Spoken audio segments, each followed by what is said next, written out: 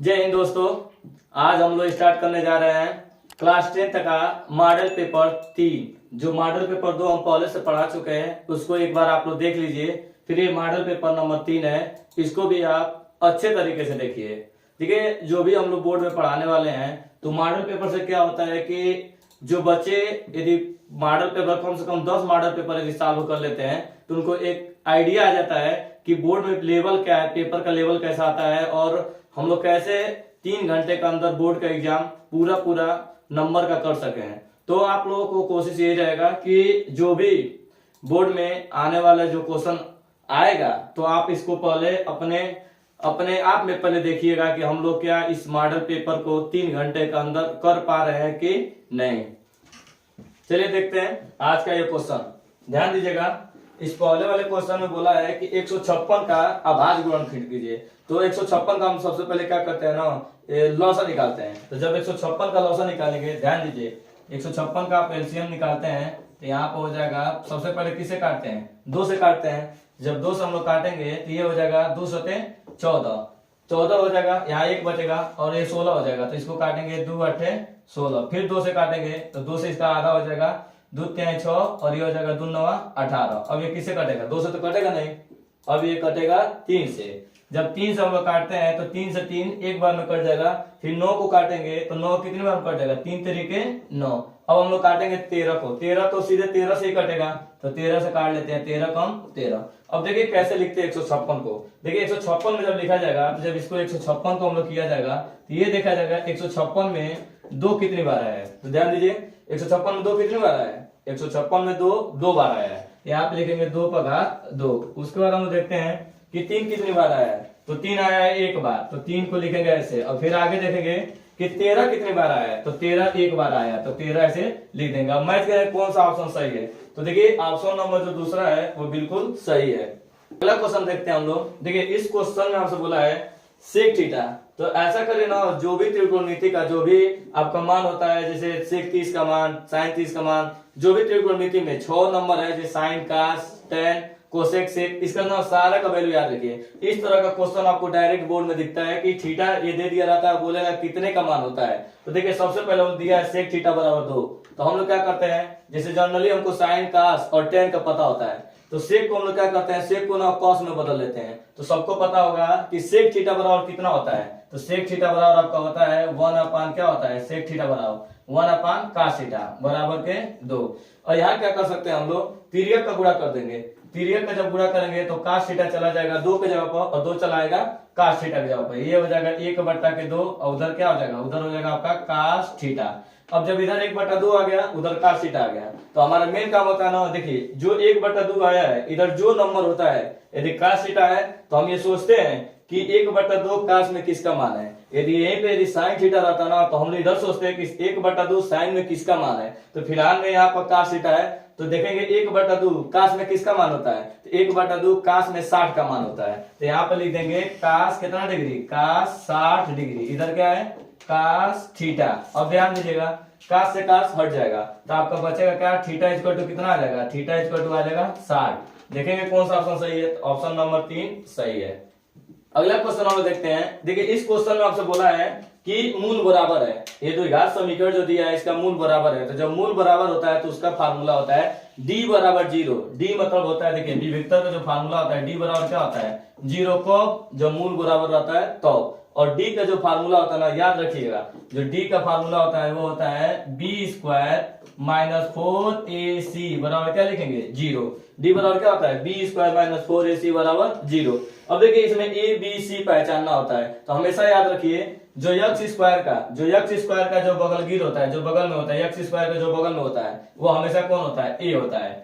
जो x के बगल में रहता है वो हमेशा क्या रहता है, b रहता है। और एक बात और याद रखिए, इसमें ना हम लोग चिन्ह सहित लेते हैं, चिन्ह सहित लीजिएगा, ये नहीं कि बस 12 ले लीजिएगा, ऐसा नहीं। x के बगल में जो भी चीज रहे, +12 रहेगा तो +12 लीजिएगा, -12 रहेगा तो -12 लीजिएगा। और जो c वाला होता है ना, c वो होता है जिसमें x ना लगा हो, x लगा ना हो उसे क्या बोलते हैं हम लोग c। तो ये जो वैल्यू आपकी आ जाएगी वो चीज क्या होगी c।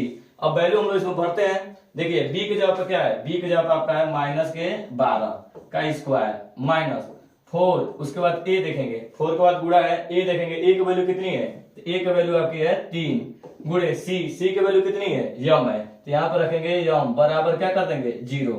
अब इसको हल करिए, देखिए माइनस का स्क्वायर हमेशा क्या होता है प्लस होता है, तो माइनस का स्क्वायर प्लस होगा और 12 का स्क्वायर आप लोग को पता होगा 144 होता है, तो 12 का स्क्वायर कितना हो जाएगा 144 माइनस इसको हल करिए 4 तिहाई 12 और 4 तिहाई 12 और यम में गुणा होगा तो 4 तिहाई 12 यम बराबर क्या लिखेंगे 0 माइनस 12 यम इधर बाएं तरफ है, इसको बाएं से दाएं तरफ लेके जाते हैं तो चिन्ह बदल जाता है, यदि इधर माइनस है तो उधर जाएगा तो क्या हो जाएगा प्लस हो जाएगा, तो इधर आपका हो जाएगा 144 बराबर हो जाएगा 12 यम। अब ध्यान दीजिए 12 इधर ना गुणा में इधर आता है तो क्या करेगा भाग करेगा, तो ये जो 12 है गुणा में इधर आता है तो क्या करेगा भाग करता है डिवाइड। 144 में आप 12 से भाग देंगे तो आपको भी पता है 12 में 12 बार में कट जाएगा, 12 से 144 12 बार में कट जाएगा क्योंकि 12 का स्क्वायर ही 144 होता है, तो यहाँ से यम बराबर कितना आ जाएगा ये आ जाएगा यम बराबर 12। देखते हैं कौन सा सही है, तो ऑप्शन नंबर डी सही है। अगला क्वेश्चन हम लोग देखते हैं, इस क्वेश्चन में ध्यान दीजिएगा एक समबाहु त्रिभुज बनाना है, तो आपको पता होना चाहिए कि समबाहु त्रिभुज होता क्या है, जिसकी तीनों भुजा आपस में बराबर हो और प्रत्येक कोण को डिग्री हो 60 डिग्री हो, उसे हम लोग क्या कहते हैं समबाहु त्रिभुज कहते हैं। समबाहु त्रिभुज की तीनों भुजा क्या होती हैं बराबर होती हैं, तो आपसे बोला ना कि एक समबाहु त्रिभुज है, चलिए हम एक समबाहु त्रिभुज ऐसे बना लेते हैं। ये मान लीजिए आपका एक समबाहु त्रिभुज बन गया। समबाहु त्रिभुज का मतलब होता है तीनों भुजा आपस में क्या होनी चाहिए बराबर। मान लीजिए पहली भुजा ए हो गया, यहाँ पर दूसरी भुजा बी दे देते हैं और तीसरी भुजा सी देते हैं, ये एक समबाहु त्रिभुज है जिसकी तीनों भुजा क्या होगी बराबर। क्या है प्रत्येक भुजा हर एक भुजा कितनी है 2a है, ये मान लीजिए ये वाली भुजा भी 2a होगी, ये वाली भुजा भी 2a होगी, दोनों भुजा 2a होगी और ये वाली भुजा भी क्या होगी 2a ही होगी। ठीक, अब आगे क्वेश्चन करिए, देखिए क्या है उसके प्रत्येक शीर्ष लंब की लंबाई ज्ञात कीजिए। मतलब कि ये जो शीर्ष लंब डाला जाएगा ये शीर्ष लंब इसकी क्या लंबाई होगी, तो हम लोग देखिए ये जो लंबाई होगी मतलब लंब डाला जाएगा तो यहाँ पर नाम दे देते हैं डी। और एक बात और ध्यान दीजिए ये पूरी लंबाई 2a है, हर एक लंबाई क्या है 2a है, जब ये डी लंब डाला जाएगा तो ये जो लंबाई दो भागों में बढ़ जाएगी, एक भाग इधर से इधर आपका a हो जाएगा और एक भाग क्या हो जाएगा a हो जाएगा। पूरी लंबाई कितनी है पूरी लंबाई आपकी 2a है, तो इसके आधा आधा लंबाई क्या हो जाएगा a और a।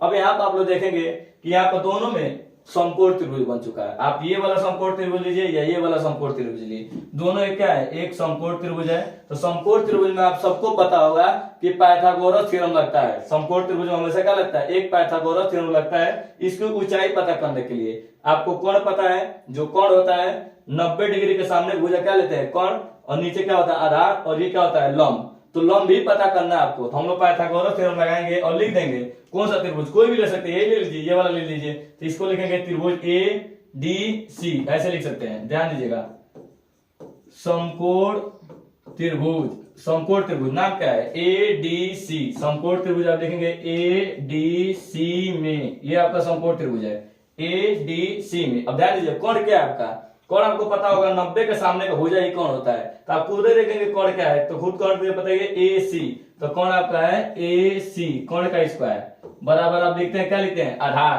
आधार क्या है नीचे वाला होता है आधार, आधार क्या है AD, आधार आपका है AD आधार का स्क्वायर, फिर क्या होता है प्लस लंब का स्क्वायर, तो लंब आप देखेंगे तो लंब क्या है CD, तो लंब का स्क्वायर क्या लिखेंगे CD का स्क्वायर।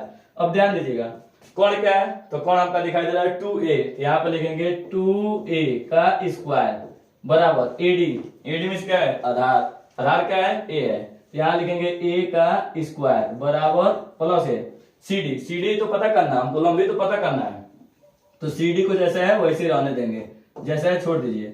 यहाँ देखिए 2 का स्क्वायर 4 और a का स्क्वायर a स्क्वायर, तो यहाँ से हो जाएगा आपका 2 दूना के 4 और a का स्क्वायर a स्क्वायर। और एक बात और ध्यान दीजिएगा इधर a स्क्वायर प्लस है, आप इधर लेकर आइए, a स्क्वायर इधर आएगा तो क्या होगा इस साइड से इस साइड आएगा तो साइन क्या होगा चेंज हो जाएगा, यदि प्लस इधर आएगा तो क्या हो जाएगा माइनस, माइनस के स्क्वायर, और इधर आपका CD स्क्वायर, यही पता करना है आपको। ध्यान दीजिए 4a स्क्वायर में से a स्क्वायर घटेगा तो 3a स्क्वायर बच जाएगा, तो 4a स्क्वायर में से एक a घटाएंगे तो 3a स्क्वायर बच जाएगा, उधर आपका क्या है CD स्क्वायर। हमको CD स्क्वायर नहीं पता करना है, हमको तो बस पता करना है CD, ये ऊंचाई कितनी होगी CD पता करना है, न कि स्क्वायर। तो जब CD पता करना है तो इधर से दाएं तरफ से स्क्वायर हटाते हैं तो बगल वाला किसमें आ जाता है अंडर रूट में, कभी भी याद रखिएगा जब एक तरफ से स्क्वायर हटाते हैं तो जो बगल वाला होता है वो चला जाता है अंडर रूट में, ये जो स्क्वायर हटाएंगे तो ये बगल वाला चला आएगा अंडर रूट में। 3a स्क्वायर बराबर क्या लिखेंगे CD, स्क्वायर आपने हटाया बगल वाला किसमें आ गया अंडर रूट में। और आप सबको पता होगा कि अंडर रूट में वही चीज बाहर निकलता है जो 2 बार होता है। अंडर रूट में कौन बाहर निकलेगा? वही बाहर निकलेगा जो कितनी बार होगा? 2 बार होगा। तो 3 तो 1 बार है, 3 तो बाहर निकल नहीं सकता है, लेकिन ए स्क्वायर 2 बार है, ए पे स्क्वायर है मतलब 2 बार है, तो ए अपने आप बाहर निकल जाएगा, तो ए बाहर निकलेगा और अंडर रूट 3 अंदर बचा रहेगा, तो ये आएगा अंडर रूट 3 ए। सी डी की वैल्यू क्या आएगी? Under root 3 A under root 3। ऐसे ना अंडर रूट 3 ए भी लिख सकते हैं या ए अंडर रूट 3 भी लिख सकते हैं, कोई दिक्कत नहीं है। तो देखते हैं कौन सा ऑप्शन सही है, तो ऑप्शन नंबर सी सही है हमारा। अगला क्वेश्चन हम लोग देखते हैं, ध्यान दीजिएगा। इस क्वेश्चन में आपसे बोला है कि 1 से 10 तक धनात्मक सम संख्याओं का समांतर माध्य ज्ञात कीजिए।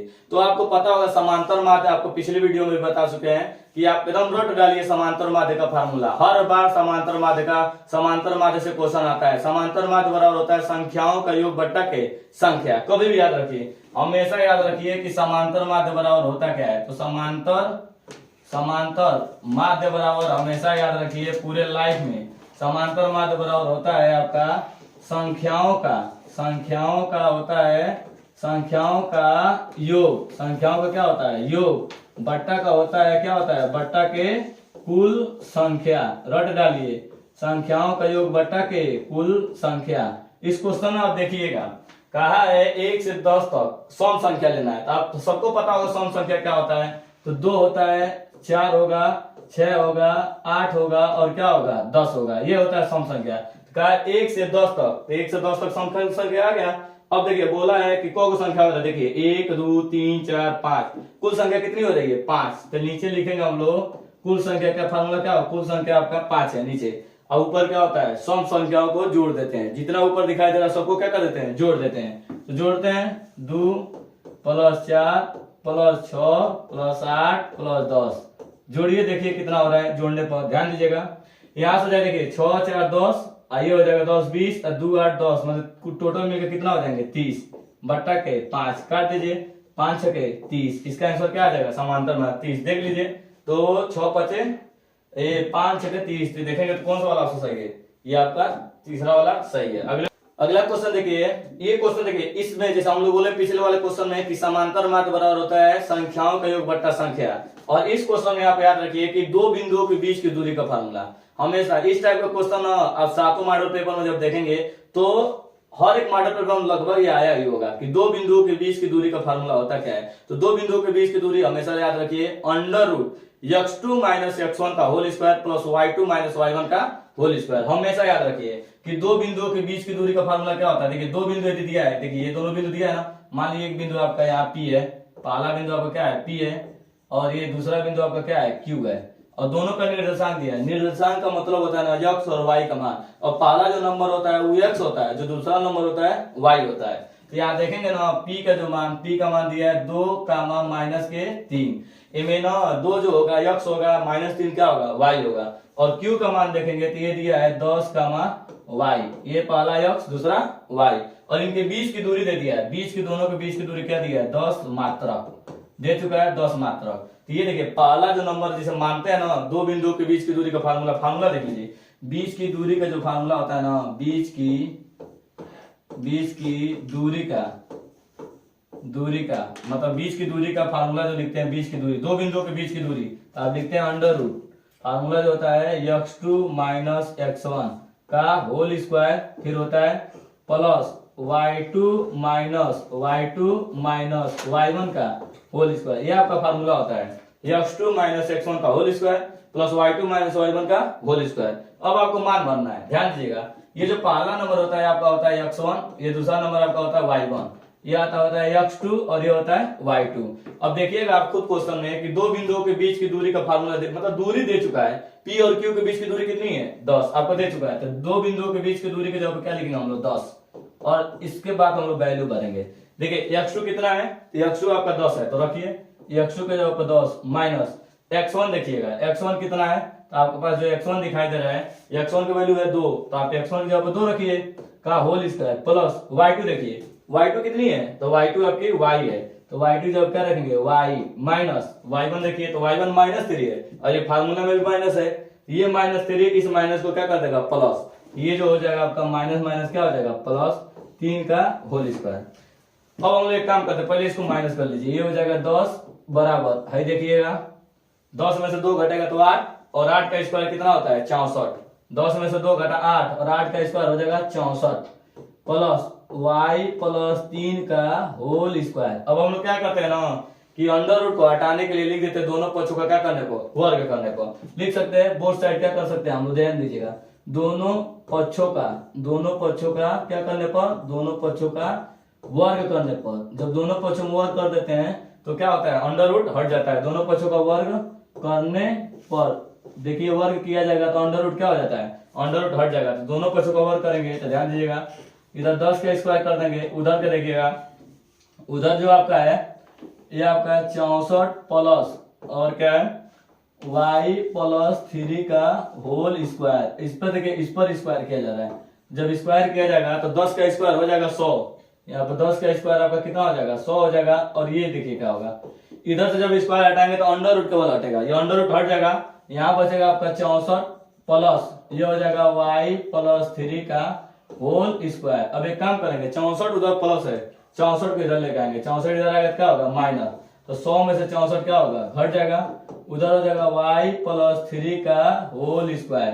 देखिए कितना बचेगा, 64 में से घटेगा 100 में से 64 तो ये बचेगा 36, इधर हो जाएगा y प्लस 3 का होल स्क्वायर। बताइए 36 किसका स्क्वायर होता है, 6 का स्क्वायर होता है। वैसे तो प्लस माइनस 6 दोनों का स्क्वायर हो सकता है, तो आप लिख सकते हैं प्लस माइनस 6, क्योंकि आंसर में भी दोनों लिखना है, प्लस माइनस 6 का स्क्वायर और y प्लस 3 का होल स्क्वायर। दोनों पक्षों का स्क्वायर हटा दीजिए। जब दोनों पक्षों का स्क्वायर हटाएंगे, देखिए 36 माइनस 6 का भी स्क्वायर होता है, प्लस 6 का भी स्क्वायर होता है, दोनों तरफ का स्क्वायर हटा दीजिए, इधर बचेगा प्लस माइनस 6 बराबर y प्लस 3। एक बार प्लस ले लीजिए और एक बार माइनस ले लीजिए, ध्यान दीजिएगा, एक बार आप प्लस वाला नंबर ले लीजिए और एक तरफ आप क्या कर दीजिए माइनस वाला नंबर ले लीजिए। जब इधर प्लस 6 लेते हैं, प्लस 6 तो बराबर लिखेंगे y प्लस 3, 3 उधर लाए, 3 उधर है ना दाएं तरफ, इसको बाएं तरफ लेकर आइए, इधर जब लेकर आएंगे तो 6 में से 3 घटेगा तो कितना बचेगा 3 बचेगा, तो ये वैल्यू आ जाएगी, एक वैल्यू y की कितनी आ गई, एक वैल्यू y की 3 आ गई। एक बार माइनस लीजिएगा, जब माइनस लेंगे तो ये बचेगा माइनस 6 बराबर y प्लस 3, ये प्लस 3 है, प्लस 3 इधर लेकर आइए तो माइनस 6 माइनस 3 बराबर y, तो माइनस 3 माइनस 6 कितना हो जाएगा माइनस 9 बराबर क्या लिखेंगे y।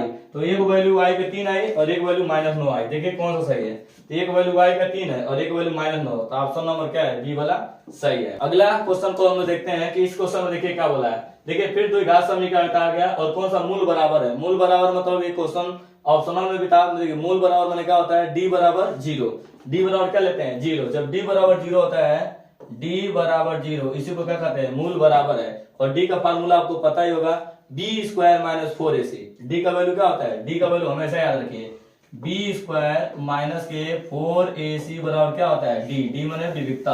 अब आपको बताएं a क्या होता है, a माने क्या होता है, किसका गुणांक होता है, x स्क्वायर का जो बगल वाला होता है a होता है, x के जो बगल वाला होता है वो कौन होता है b होता है, जिसमें x ना लगा वो क्या होता है c होता है। जब हम वैल्यू भरेंगे a b c तीनों का वैल्यू, तो b के जगह पर देखिए क्या है माइनस के 12 का स्क्वायर, उसके बाद देखिए माइनस 4, इनके बीच में गुणा होता है 4ac, तो 4 गुणे a का मतलब क्या है 3 गुणे c का मतलब क्या है, c का मतलब है 2m बराबर क्या लिखेंगे 0।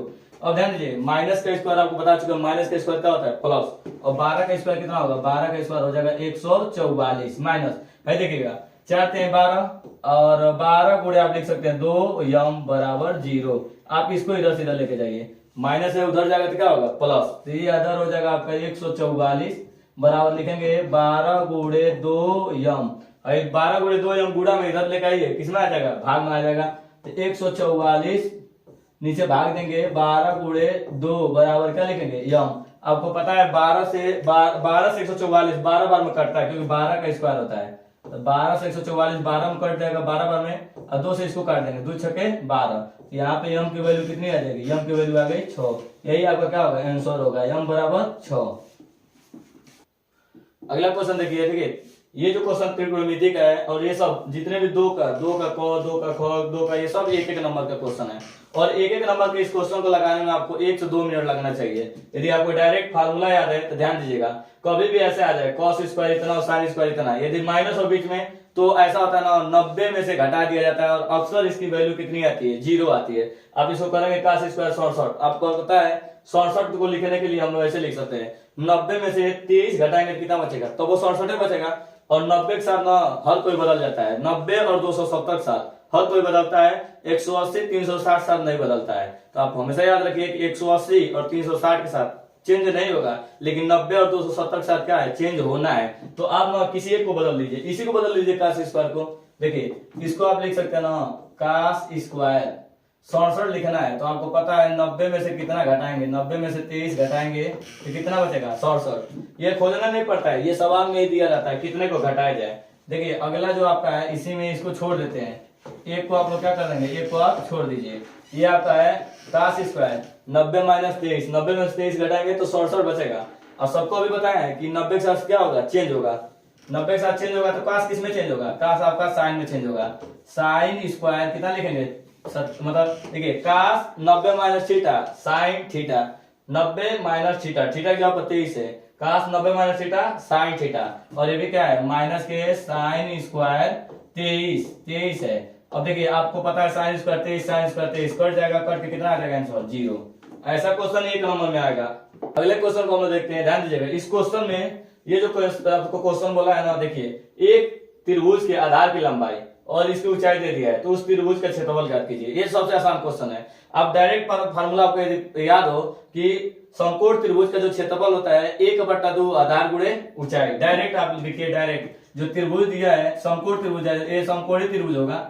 समकोण त्रिभुज, जो समकोण त्रिभुज होता है, समकोण त्रिभुज का क्षेत्रफल, समकोण त्रिभुज का क्षेत्रफल का जो फार्मूला होता है आप सबको पता होगा कि होता है कितना है, 1/2 आधार गुणे ऊंचाई। 1/2 होता है और क्या होता है, आधार गुणे कितना होता है, आधार गुणे ऊंचाई। ये फार्मूला आप हमेशा याद रखिए, 1/2 आधार गुणे ऊंचाई का ये फार्मूला होता है। जब वैल्यू भरते हैं हम लोग 1/2, और ध्यान दीजिए आधार कितना है, तो आधार आपको दे चुका है, एक आधार की लंबाई कितनी है 14, आधार की लंबाई लिखेंगे 14 गुणे।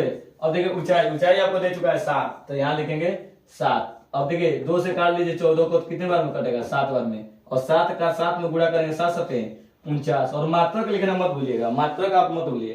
क्षेत्रफल का जो मात्रक होता है वो क्या होता है, सेंटीमीटर स्क्वायर। मात्रक मत भूलिएगा बोर्ड में। इस क्वेश्चन में देखिए क्या पूछा है, ये माध्यिका पूछा है, और माध्यिका में देखिए क्या कह रहा है, 1 से 10 तक, प्रथम 1 से 10 तक अभाज्य संख्या। आप सबको पता होना चाहिए कि जो अभाज्य संख्या होता है वो केवल अपने आप से कटता है या 1 से कटता है, और जो सबसे छोटी अभाज्य संख्या होती है वो कौन होती है, 2 होती है। तो हम बोला है 1 से कम 10 तक, प्रथम 10 तक, मैंने ऐसा नहीं बोला है 1 से 10 तक, नहीं, आपसे बोला है कि 10 ऐसे अभाज्य संख्या का माध्यिका ज्ञात कीजिए। तो हम लोग पहले लिख लेते हैं 10 अभाज्य संख्या। जब 10 अभाज्य संख्या लिखेंगे तो जो पहली अभाज्य संख्या होती है वो होती है 2, फिर दूसरी अभाज्य संख्या 3 होती है, फिर 5 होती है, उसके बाद आपका आती है 7 अभाज्य संख्या है, 9 नहीं है, फिर 11 है, 11 के बाद 13 है, 13 के बाद क्या होगा, 13 के बाद आपका आएगा 17, 17 अभाज्य संख्या है, उसके बाद 19 है, फिर आपका क्या है, उसके बाद देखिए पहले 10 गिन लीजिए, 1 2 3 4 5 6 7 8, और उसके बाद 23 है, और 23 के बाद क्या हो जाएगा आपका, 23 के बाद आप जाएगा 29। ये आपका अभाज्य संख्या देख लीजिए, 1 2 3 4 5 6 7 8 9 10, ये 10 अभाज्य संख्या है। तो अभाज्य संख्या आपको पता है ऐसी संख्या होती है जो केवल अपने आप से कटे या 1 से कटे। अब देखिए ये 10 संख्या है, तो n बराबर बोलेंगे कि n बराबर आपका है 10, और 10 क्या है, सम है, सम संख्या है। तो सम के लिए फार्मूला होता है, देखिए सम के लिए एक माध्यिका का फार्मूला आता है, माध्यिका के लिए सम का फार्मूला देखिए क्या होता है, ये फार्मूला होता है n/2 उमा पद, n/2 उमा पद प्लस, ध्यान दीजिएगा, प्लस n/2 प्लस 1वां पद, ये आपका क्या आता है, ये आपका बट्टा के क्या होता है, बट्टा के 2। ये डायरेक्ट फार्मूला होता है, जब एक नंबर में दे दे या विकल्पी दे दे तो आप डायरेक्ट माध्यिका निकाल सकते हैं। माध्यिका बराबर n/2 वहां पर प्लस n/2 प्लस 1वां पद। तो जब यहाँ पर आप लोग वैल्यू भरेंगे ना, ध्यान दीजिएगा, n का मतलब कितना दिख रहा है, n का मतलब 10 है, यहाँ पर रखेंगे 10/2 वहां पद, उसके बाद ध्यान दीजिएगा फिर प्लस यहाँ पर रखेंगे, n के जगह पर कौन है, n के जगह पर 10 है, यहाँ रखेंगे 10/2 प्लस 1वां पद। अब जब इसको देखेंगे आप लोग, बट्टा के नीचे क्या है, बट्टा के 2 है, तो 10 में 2 से भाग देंगे कितना आएगा आपका, 5 आ जाएगा। और यहाँ देखिए ये आपका हो जाएगा 5वां पद, और नीचे देखिए प्लस है, 2 से भाग देंगे तो ये भी तो 5 और 1 जोड़ देंगे कितना हो जाएगा, 6वां। यहाँ लिखेंगे 6वां पद, 5वां पद, और प्लस क्या लिखेंगे, प्लस 6वां पद, बट्टा के क्या होता है, बट्टा के 2। देखिए अब पांचवा पद क्या है, इधर से गिनते हैं। देखिए ये पहला पद, एक पहला पद, दूसरा पद, तीसरा, चौथा और ये पांचवा है। तो पांचवा का जवाब क्या है, पांचवा का जवाब आपका है 11। पांचवा का जवाब 11 है। प्लस छठवां का जवाब कितना है, छठवां का जवाब 13 है। बट्टा के क्या है 2 है। इन दोनों को जोड़ेंगे तो जब आप जोड़ेंगे तो देखिए कितना आ रहा है, ये आ जाएगा 24। दोनों को जोड़ने पर 24 आ जाएगा। 2 से भाग देंगे तो कितना बचेगा 12। ये आपका क्या हो जाएगा आंसर। आंसर आपका आएगा माध्यिका कितना आ जाएगा 12। अगला क्वेश्चन को देखिए। इस क्वेश्चन में आपको देखिए क्या बोला है कि एलसीएम ज्ञात कीजिए और एचसीएफ ज्ञात कीजिए, मतलब लॉसा और मोसा पूछा है। तो लॉसा मोसा पूछा है तो आप लोग ध्यान दीजिएगा। सबसे पहले हम लोग ना इसको हल करते हैं। 26 का पहले अलग से निकालेंगे, 26 को लिखेंगे, 26 का ना पहले लॉसा निकालते हैं। ऐसे मतलब पहले हम लोग इसका गुणनखंड द्वारा, हम लोग अभाज्य गुणनखंड द्वारा पहले इसको हल करते हैं। तो पहले ना 26 किससे कटेगा, 2 से काटिए, कितना आ जाएगा 13। फिर ये सीधे 13 से कटेगा, 13 कम 13, इसको काट लीजिए। ये 2 से नहीं कटेगा, 7 से काट दिए। 13 से 13 बार में कटेगा, 13 से 91, 13 से 13 एक बार में कट जाएगा। मौसम, मौसम मैंने क्या पूछा एचसीएफ। तो जब आप एचसीएफ निकालेंगे मतलब कि एचसीएफ मतलब क्या मौसम, मौसम जब आप पता करेंगे एचसीएफ जब निकालेंगे तो एचसीएफ वही होता है जो दोनों में मिले, जो दोनों मिलता है। देखिए 13 इसमें मिल रहा है, 13 इसमें मिल रहा है, तो मौसम क्या हो जाएगा आपका, मौसम हो जाएगा आपका 13। और लौसा की बात करते हैं ना, तो लौसा का मतलब क्या होता है, लौसा का मतलब ये होता है कि जो दोनों में मिले वो भी लिखिए और जो नहीं मिल रहा है उसको भी लिखिए। देखिए पहली बात तो 13 मिला ही है, 13 में दोनों मिला है तो 13 पहले लिख दीजिए। अब देखिए दोनों में क्या चीज नहीं मिला है, तो देखिए इसमें 2 था, इसमें 2 नहीं था, फिर भी 2 लेंगे। 7 इसमें था, 7 इसमें नहीं था, फिर भी 7 लेंगे। तो क्या लेंगे 2 लेंगे और क्या लेंगे 7 लेंगे। अब इसका गुणा कर लीजिए। देखिए आप गुणा करेंगे तो आपका आंसर हो जाएगा, ये हो जाएगा माने 13 दूना 26 और 26 में आप 7 से गुणा कर लीजिए। 7 6 42, 2 4, 7 दूना के 14, 14 4 आपका हो जाएगा 18। ये आपका आंसर हो जाएगा 182। तो लौसा आपका हो जाएगा 182 और मौसा हो जाएगा आपका 13। तो अगला क्वेश्चन आप देखिए। इस क्वेश्चन में हम लोग देखते हैं, ध्यान दीजिएगा। इस क्वेश्चन में बोला है कि पी के किन मानों के लिए समीकरण एक अद्वितीय हल होगा। तो देखिए 3 टाइप का होता है हल। एक होता है एक हल माने अद्वितीय हल, कब जब दोनों रेखा एक दूसरे को काटेगी तब। एक ना जब अद्वितीय हल होता है तो केवल एक मान निकलता है, जैसे इसका फार्मूला होता है ना a1/a2 और होता है नॉट इक्वल टू b1/b2। अद्वितीय हल है।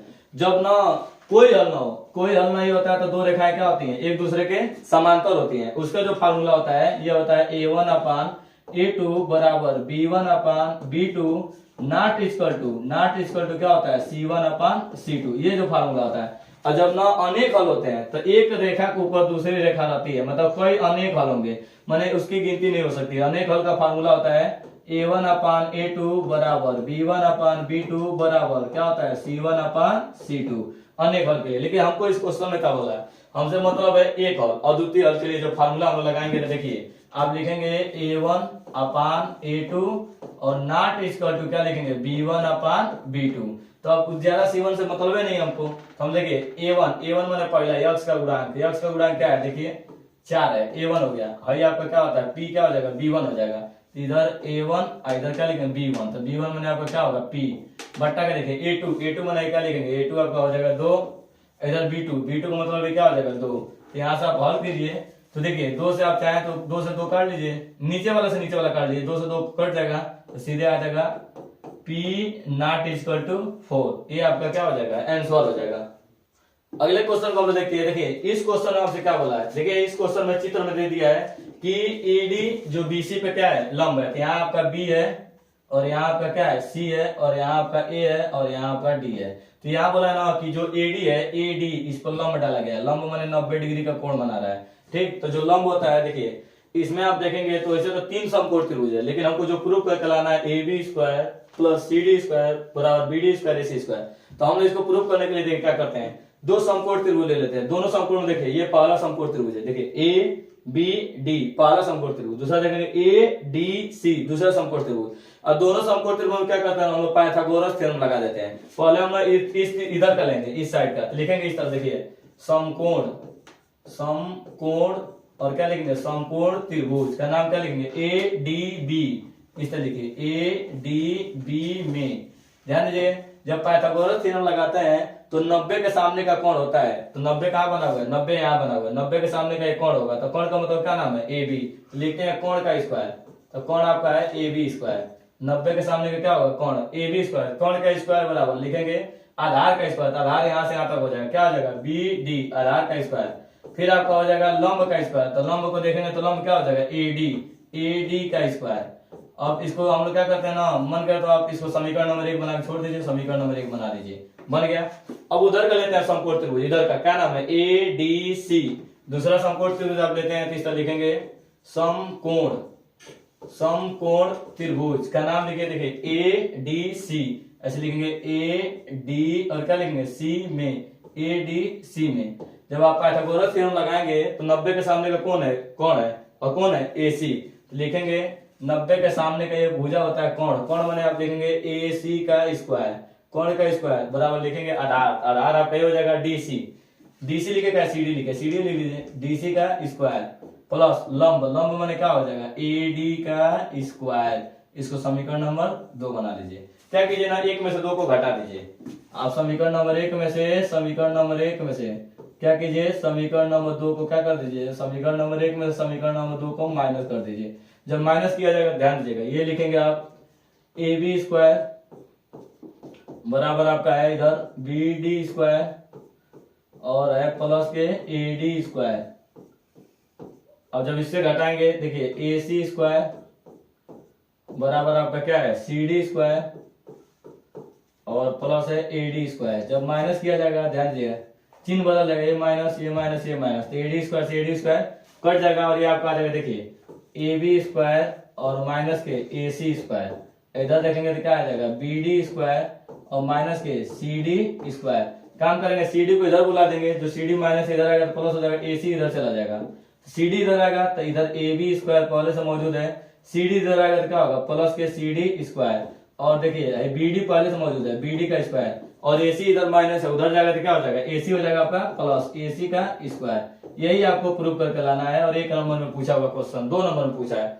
चलिए अगला क्वेश्चन देखते हैं। इस क्वेश्चन को देखते हैं। देखिए इस क्वेश्चन में आपसे बोला है कि एक घन है, तो जो घन होता है ना, घन का आयतन दे दिया है, तो घन जो हम लोग क्या करते हैं, जो लीडो होता है डाई, वो आपका घन का जैसा होता है शेप। घन में क्या होता है कि इसका आयतन जो होता है ए क्यू होता है, जो घन का आयतन होता है ए क्यू होता है और ए क्यू का वैल्यू दे दिया है 1331। तो यहाँ से पूछा है ना उसका पृष्ठीय क्षेत्रफल बताइए, तो उसका जो पृष्ठीय क्षेत्रफल होता है 6a स्क्वायर होता है। तो सबसे पहले देखिए घन का आयतन दे दिया है, तो लिखेंगे घन का आयतन, यहाँ पर दिया है घन का आयतन। तो जो घन का आयतन आपका है, और ध्यान दीजिएगा घन का आयतन कितने के बराबर है, घन का आयतन दे दिया है कितना है 1331। और देखिए घन का जो आयतन होता है ए क्यूब होता है, भुजा का क्यूब, ये फार्मूला होता है। जो घन का आयतन होता है क्या होता है ए क्यूब बराबर कितना दिया है 1331। अब चाहे तो सेंटीमीटर क्यूब लिख सकते हैं या कोई दिक्कत नहीं है। अब देखिए जब यहाँ पर ना 1331 पूछेंगे कि किसका क्यूब होता है, किसको 3 बार गुणा करें, तो 11 गुणे 11 गुणे 11, 11 को 3 बार गुणा कीजिए 1331 आ जाएगा। तो यहाँ से आप लिख सकते हैं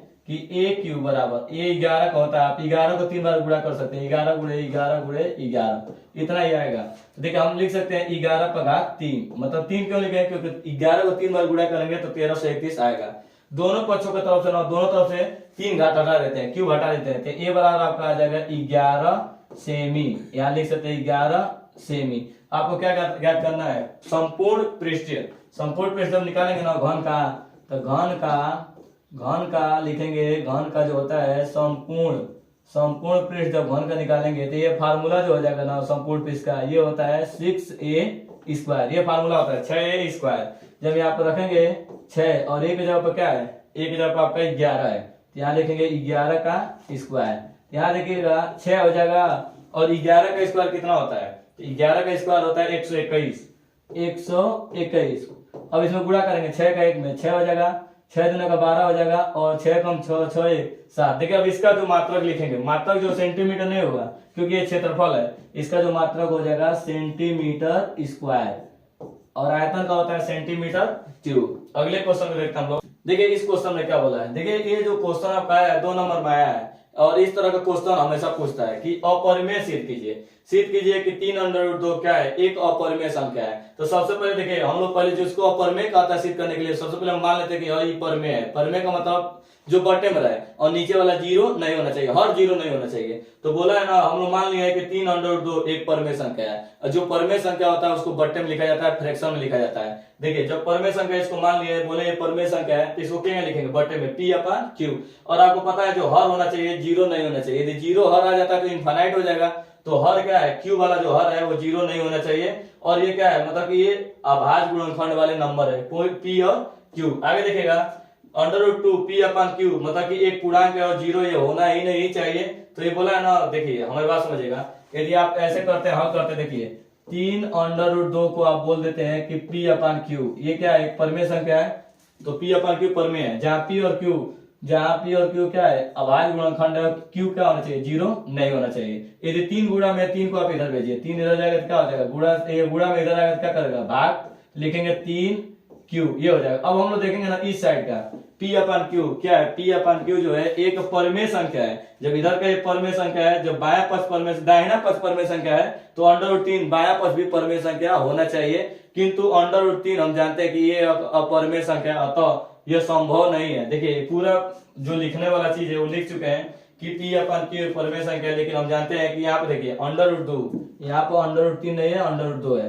√2 एक अपरमेय संख्या है, अतः यहाँ पे देखिए √2 एक अपरमेय संख्या के बराबर नहीं हो सकता, अतः हमारी जो कल्पना है वो गलत है। और 3/2 क्या है, एक अपरमेय संख्या है। तो आप जब कभी भी आए अपरमेय संख्या, थोड़ा सा कैलकुलेशन करके आपको ये सब लिखना होता है। यहाँ पर लिख देते हैं √2, फिर 3 को इधर नीचे भेज देंगे, फिर इधर बोलेंगे इधर का चीज जो है परमेय है, तो इधर का भी चीज परमेय होना चाहिए, √2 परमेय आना चाहिए। किंतु ऐसा संभव नहीं है, √2 एक अपरमेय संख्या, अतः 3/2 भी क्या होना चाहिए, एक अपरमेय संख्या। क्योंकि एक अपरमेय संख्या में किसी परमेय संख्या का गुणा हो जाता है तो वो भी क्या बन जाता है, अपरमेय हो जाता है। याद करिए, फिर एक अपरमेय संख्या में कोई परमेय संख्या जोड़ते हैं तो भी अपरमेय आता है, कोई अपरमेय संख्या में परमेय का गुणा करते हैं तो भी क्या आता है, अपरमेय संख्या ही आता है। अगले क्वेश्चन को हम लोग देखते हैं। देखिए इस क्वेश्चन में क्या बोला है, सिद्ध कीजिए कि a + b = 90। काफी आसान क्वेश्चन है, 2 नंबर में पूछा है। तो हम लोग किसी एक को बदल देते हैं, या तो tan को बदल दीजिए या तो cot को बदल दीजिए, आपकी मर्जी। तो हम लोग cot को ही बदल देते हैं, जी हाँ, tan को रहने दीजिए, tan a को आप जैसे है वैसे रहने दीजिए। cot को ना tan में बदलने के लिए, बदलने वाला कौन होता है, बदलने वाला 90 होता है या 270 होता है। तो आपको cot को बदलना है, किसमें बदलना है, tan में। तो इसको लिख सकते हैं cot को इस तरह, देखिएगा आप लिख सकते हैं tan, cot को tan में लिख सकते हैं, लेकिन कब, जब लिखेंगे 90 - थीटा, तो 90 - थीटा, और थीटा जब कौन खड़ा है, b खड़ा है, तो इसको लिख सकते हैं ना, cot b को लिख सकते हैं tan 90 - थीटा, और थीटा जब कौन, थीटा जब है b। यहाँ से tan कैंसिल हो जाएगा, हट जाएगा, तो यहाँ पर ओनली क्या बचेगा, a बचेगा, उधर क्या बचेगा, 90 - क्या बचेगा, 90 - b बचेगा। b होने निगेटिव है, इधर लेके आएंगे तो क्या बन जाएगा, पॉजिटिव हो जाएगा। तो a + b बराबर कितना सिद्ध हो गया, 90। यही तो प्रूव करना था, 2 लाइन का क्वेश्चन था, 2 नंबर में आपसे पूछा है। इस क्वेश्चन में आपसे बोला है, ध्यान दीजिए, 6 मीटर लंबाई वाला एक ऊर्ध्वाधर स्तंभ की भूमि की छाया। देखिए जब ऊर्ध्वाधर स्तंभ होता है, ऊर्ध्वाधर स्तंभ देखिएगा, एक ऊर्ध्वाधर स्तंभ है, ऊर्ध्वाधर स्तंभ की जो ऊंचाई दे दिया है वो दे दिया है 6 मीटर, और इसकी छाया हमेशा नीचे बनता है, ये छाया होगा, इसकी छाया हमेशा क्या बनेगा, नीचे बनेगा।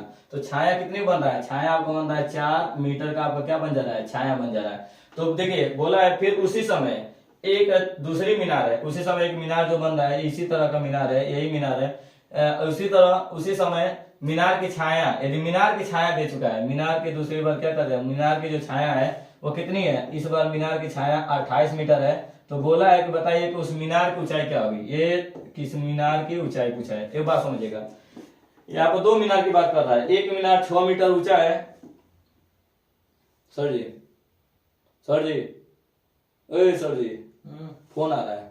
देखिए ये जो क्वेश्चन में बोला है, अगला क्वेश्चन देखिए कि यहाँ पर 2 स्तंभ है, एक स्तंभ नहीं 2 स्तंभ है। एक स्तंभ ना 6 मीटर लंबा है, तो उसका जो परछाई बन रहा है उसका 4 मीटर बन रहा है। फिर जो दूसरा मीनार बोला है ना, एक मीनार है और एक स्तंभ है और एक मीनार है। देखिए 2 बात कर रहा है। तो यहाँ पे जो स्तंभ बोला है ना, देखिए ये जो स्तंभ है वो स्तंभ कितना है, 6 मीटर स्तंभ है, ऊंचाई है 6 मीटर का, और एक जो परछाई बन रहा है, परछाई माने छाया, कौन मीटर बन रहा है, 4 मीटर। तो इसकी जो परछाई है, ये आपकी परछाई है, कितना मीटर है, 4 मीटर है। तो यहाँ पे इसका नाम दे सकते हैं, एक समकोण त्रिभुज बना सकते हैं, ए बी, और क्या नाम दे सकते हैं, सी। और बात सुनिएगा, फिर कह रहा है उसी समय एक मीनार है जिसकी परछाई, फिर अगली बार बोला है ना, जो मीनार है उस मीनार की जो परछाई बन रही है, कितनी बन रही है, 28 मीटर। अगली बार देखिए, खुद क्वेश्चन देखिए, बोला है कि एक मीनार की जो परछाई, छाया माने परछाई होता है, तो बोला उसमें बताइए कि मीनार की ऊंचाई कितनी होगी, मीनार की ऊंचाई कितनी होगी, नहीं पता है, यह मान लेते हैं हम लोग, इसका नाम कोई दे देते हैं, मान लीजिए डी ई, और क्या लिखते हैं डी ई एफ। अब देखिए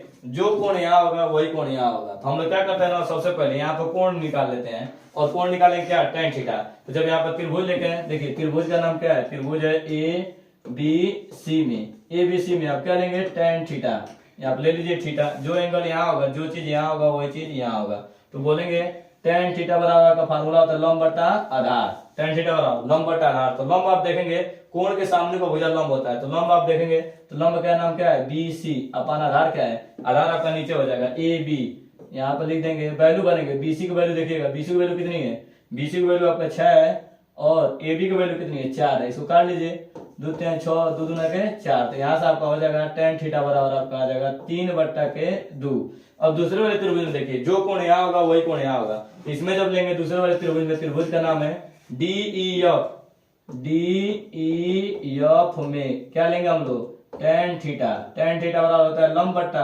आधार। तो लंब देखिए कोण के सामने भुजा क्या होता है, लंब, तो लंब क्या आपका यच है, और आधार देखिए, आधार यहाँ से यहाँ तक क्या होगा 28, आधार हो जाएगा 28, तो देखेंगे tan थीटा, तो ये हो जाएगा 3/2 बराबर यच अपान क्या लिखेंगे 28। अब क्या करेंगे, तिर्यक का गुणा कर देंगे, तिर्यक का गुणा करेंगे तो 28 यहाँ चला जाएगा, तो 3 गुणे हो जाएगा 28 बट्टा के 2 बराबर क्या लिखेंगे, बराबर के यच, 2 से काट लीजिए, 2 से काटेंगे तो कितने में कटेगा, 14, 14 14 28 42, 14 14 28 42, यच बराबर आपका आ जाएगा 42 मीटर। अब ये हो गया क्वेश्चन। क्वेश्चन देखते हैं, देखिए इस क्वेश्चन में ना, ये जो क्वेश्चन आया हुआ आपका रचना क्वेश्चन आया, और एक बात और याद है, रचना का 2 क्वेश्चन हर एक मॉडल पेपर में, हर एक मॉडल, हर एक साल रचना का 2 क्वेश्चन आ रहा है आपका, हर एक साल देखेंगे तो इस टाइप का क्वेश्चन आता है। सबसे पहले बोलेगा कि एक लंबाई का रेखाखंड कीजिए, इसको इतना अनुपात में काटिए, सबसे पहले ये क्वेश्चन इस तरह का, ये आपका ना 2 नंबर में आया होगा, और एक और क्वेश्चन आएगा 4 नंबर में आएगा, कुल मिलाकर 6 नंबर का क्वेश्चन इससे हर साल बन रहा है। तो सबसे पहले देखिए क्या करना है आपको, सबसे पहले बोला 7.6 का एक लंबा रेखाखंड। सबसे पहले देखिए आप एक काम करिए कि यहाँ पे एक रफली हम बना दे रहे हैं, लेकिन आप लोग उसको बढ़िया से बनाइएगा।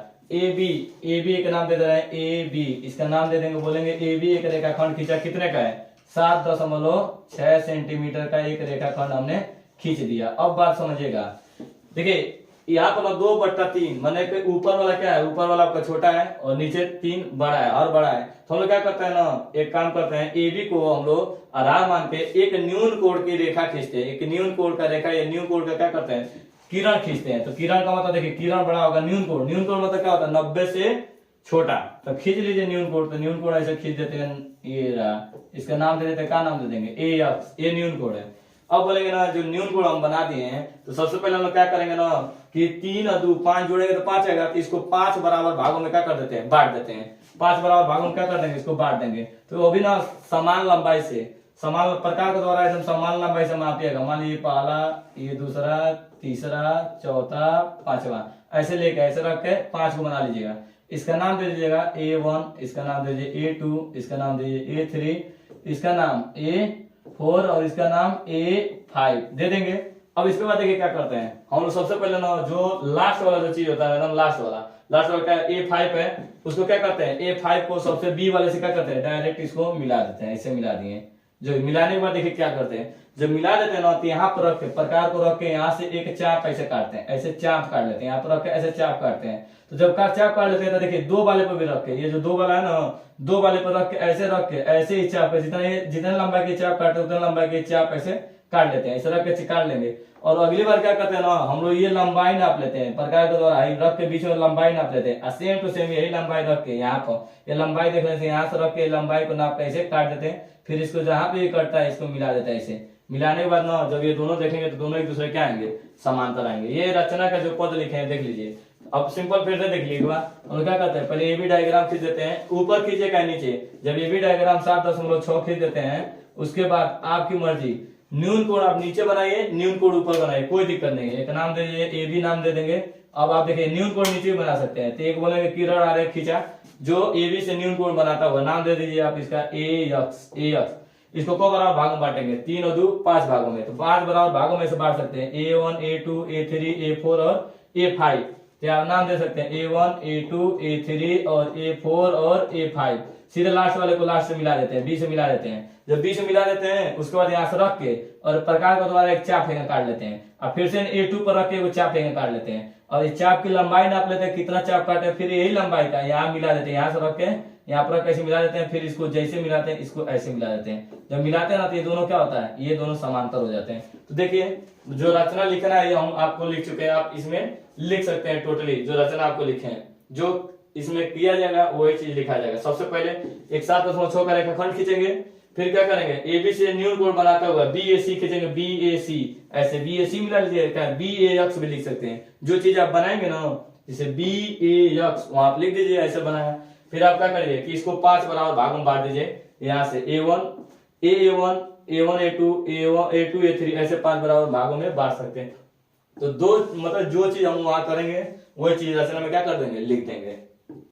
अगले क्वेश्चन में देखिए, इस क्वेश्चन में आपसे बोला है कि ऐसे दो कर्मागत विषम संख्या, विषम पूर्णांक लिखिए, विषम पूर्णांक आपको लिखना है जिसका वर्ग करने पर उसका योगफल कितना है 290। देखिए मान लेते हैं ना हम लोग, इसमें मानना पड़ेगा, माना विषम संख्या, माना दो कर्मागत जब लिखेंगे दो कर्मागत और क्या लिखना है आपको विषम संख्या लिखना है, दो कर्मागत विषम संख्या। हमेशा याद रखिएगा विषम संख्या जो मानना हो आप लोग मानिएगा, क्या मान सकते हैं, मानिएगा 2x + 1 पहली विषम संख्या और दूसरी विषम संख्या मानिएगा 2x + 3। दो विषम संख्या मानिएगा 2x + 1 2x + 3। अब बोला है ना दोनों का वर्गों का योग, तो पहले वाली विषम संख्या का वर्ग करते हैं 2x + 1 का वर्ग और फिर प्लस, क्योंकि योगफल बोला है दोनों संख्याओं के वर्गों का योगफल, फिर दूसरी वाली विषम संख्या का वर्ग 2x + 3 के वर्ग का योगफल, वर्ग का योगफल किसके बराबर है 290 के बराबर है। पहली संख्या का वर्ग और दूसरी संख्या का वर्ग का योगफल किसके बराबर है 290 के बराबर है। तो ये देखिए a + b का होल स्क्वायर, तो a + b का होल स्क्वायर लिखेंगे आपका हो जाएगा a² और फिर लिखेंगे प्लस के b², a का जगह पर 2x है, b की जगह पर 1 है, a² प्लस के b² प्लस क्या लिखेंगे +2 × a और क्या लिखेंगे b। फिर इसका देखिए इसका करेंगे a + b का होल स्क्वायर, यहाँ से हो जाएगा आपका a² प्लस के b² प्लस के 2ab लिखेंगे 2 और a के जगह क्या लिखेंगे 2x और b के जगह क्या लिखेंगे b के जगह लिखेंगे 3 बराबर कितना 290 इधर लेता है, उधर प्लस इधर आएगा क्या हो जाएगा माइनस, उधर कुछ नहीं बचेगा तो क्या लिख देंगे 0। अब इसको हल कर लीजिए, देखिए 2x² यहाँ 2 का स्क्वायर कितना हो जाएगा 4x² प्लस देखिए 1 का स्क्वायर 1 इसमें गुणा कर लीजिए 2 दूना के 4x हो जाएगा और प्लस देखिए 2 का स्क्वायर कितना हो जाएगा 2 दूना के 4x², 3 तरीके 9 हो जाएगा, गुणा कर लीजिए 2 दूना के 4 और 4 3 12x और -290 बराबर क्या लिखेंगे 0। अब देख लीजिए हल कर लीजिए, देखिए 4x² ये आपका हो जाएगा 8x², ये पहले हो गया देखिए। उसके बाद ना आप x वाला देखिए 12x और 4x मिलकर आपका हो जाएगा 16x, ये आपका हो गया। अब नंबर वाला देखिए इधर है 9 इधर है 1 10 इसमें से घटेगा 290 में से ये हो जाएगा 280 बराबर क्या लिखेंगे 0। अब एक काम करेंगे दोनों में क्या चीज कॉमन दिख रहा है, तो 8 कॉमन है, 8 कॉमन कर लीजिए।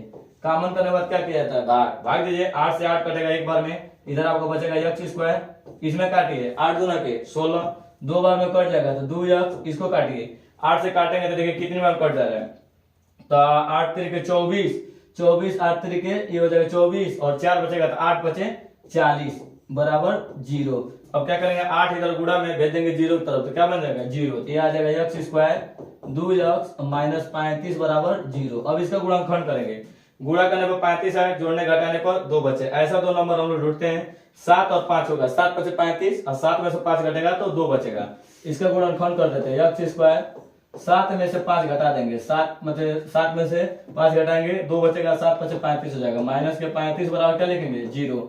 अंदर गुणा कर देते हैं x का, ये हो जाएगा x² प्लस 7x माइनस के 5x माइनस के 35 बराबर क्या लिखेंगे 0। इन दोनों में कॉमन करेंगे x कॉमन हो जाएगा, भाग देंगे 1x कटेगा 1x बचेगा, यहाँ से x कट जाएगा क्या बचेगा 7।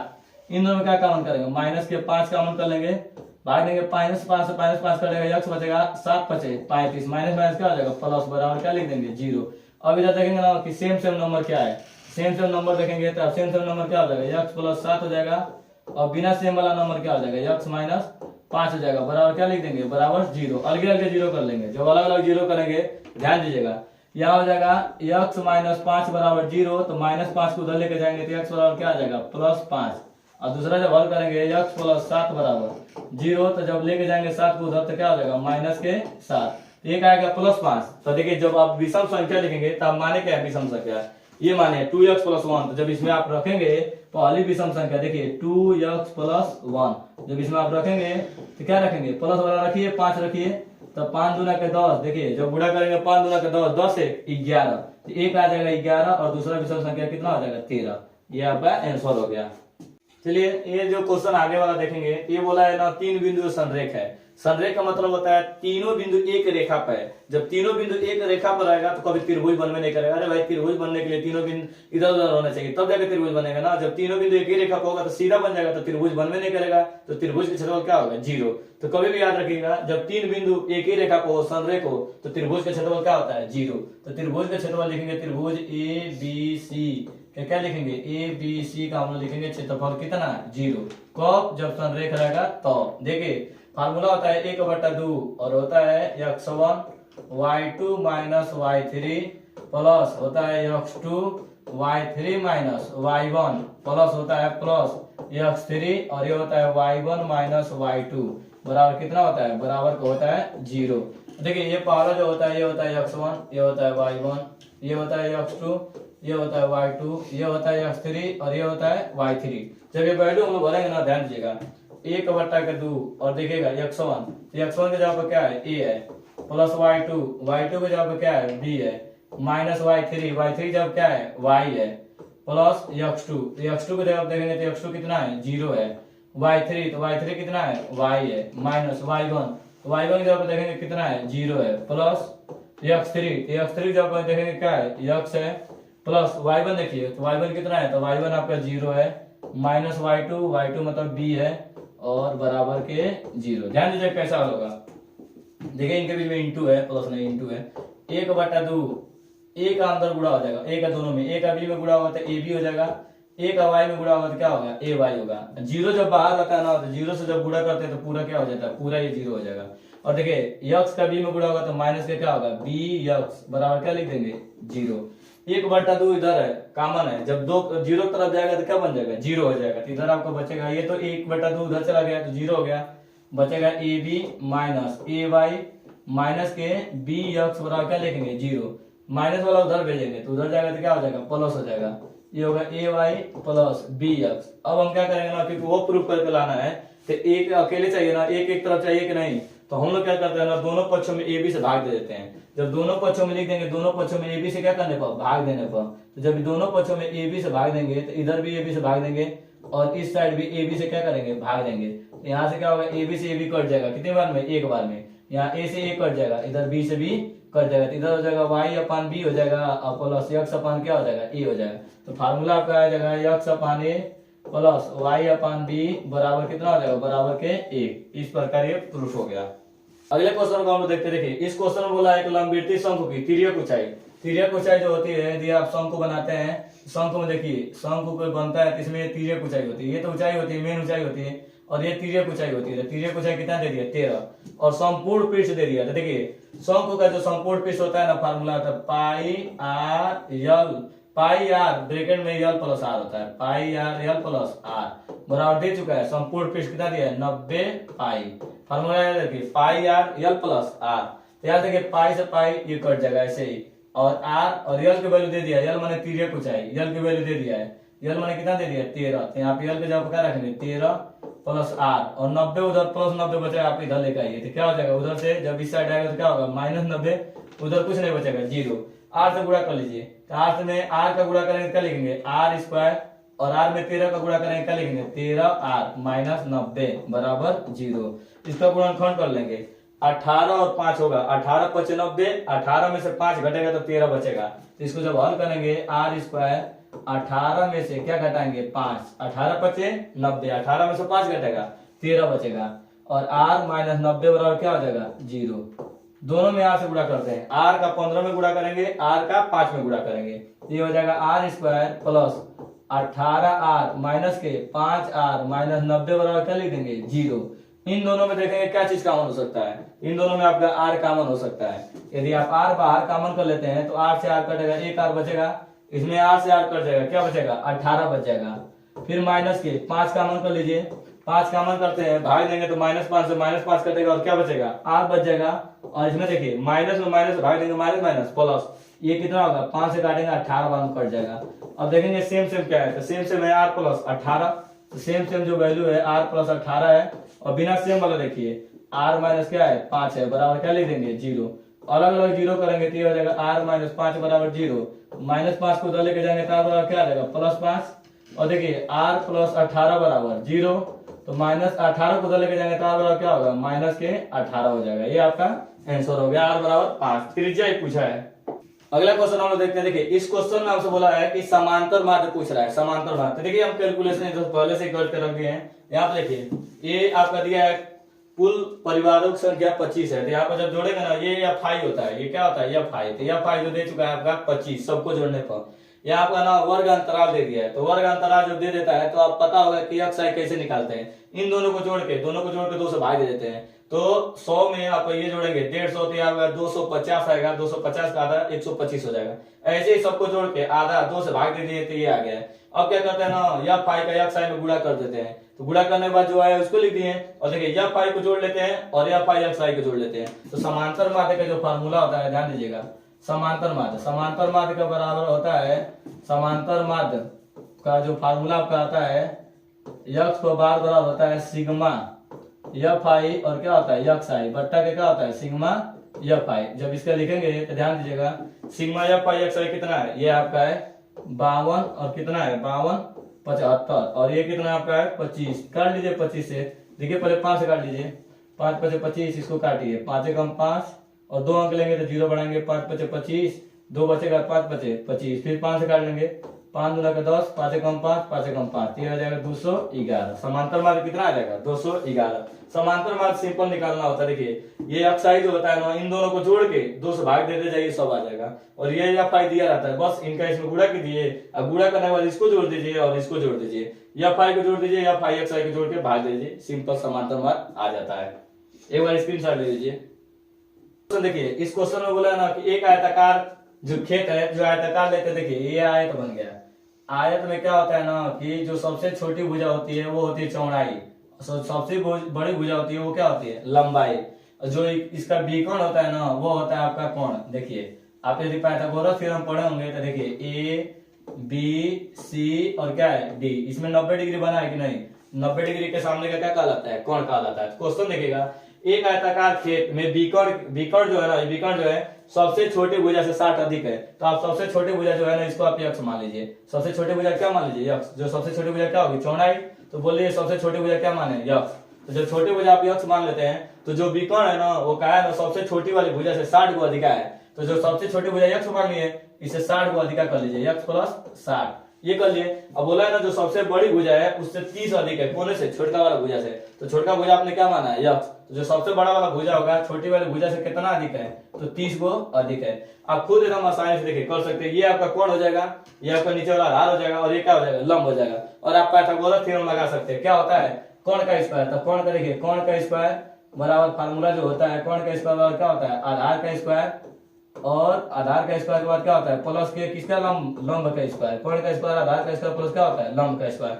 और कोण कौन होता है 90 के सामने का, तो 90 के सामने कौन है यक्ष प्लस 60 का होल स्क्वायर प्लस आधार देखिए आधार क्या है यक्ष प्लस 30 का होल स्क्वायर, और देखिए लंब क्या है तो लंब आपका क्या है लंब आपका यक्ष स्क्वायर है। इसको हल कर लीजिए तो a प्लस बी का होल स्क्वायर हो जाएगा, तो जब हल करेंगे तो आएगा a स्क्वायर प्लस के बी स्क्वायर प्लस के 2 इंटू ए इंटू बी, ये आपका होगा a प्लस बी का होल स्क्वायर। इसका करते देखिए ये हो जाएगा a स्क्वायर प्लस के बी का जब 30 है a स्क्वायर प्लस के बी स्क्वायर प्लस के 2a इंटू बी और इधर प्लस के एक्स स्क्वायर। अब देखिएगा आप इधर एक्स स्क्वायर है उधर एक्स स्क्वायर है, तो एक्स स्क्वायर से एक्स स्क्वायर कट जाएगा, 60 का स्क्वायर कितना हो जाएगा ये हो जाएगा 3600, 60 का स्क्वायर 3600, ये गुणा करिए 60 गुना के 120, 60 गुना के 120 एक्स हो जाएगा, 60 गुना के 120 एक्स बराबर उधर देखिए इधर आपका एक्स स्क्वायर है इसको पहले लिख लीजिए एक्स स्क्वायर है गुणा कर दीजिए 30 गुना के 60, ये हो जाएगा 30 गुना के 60 एक्स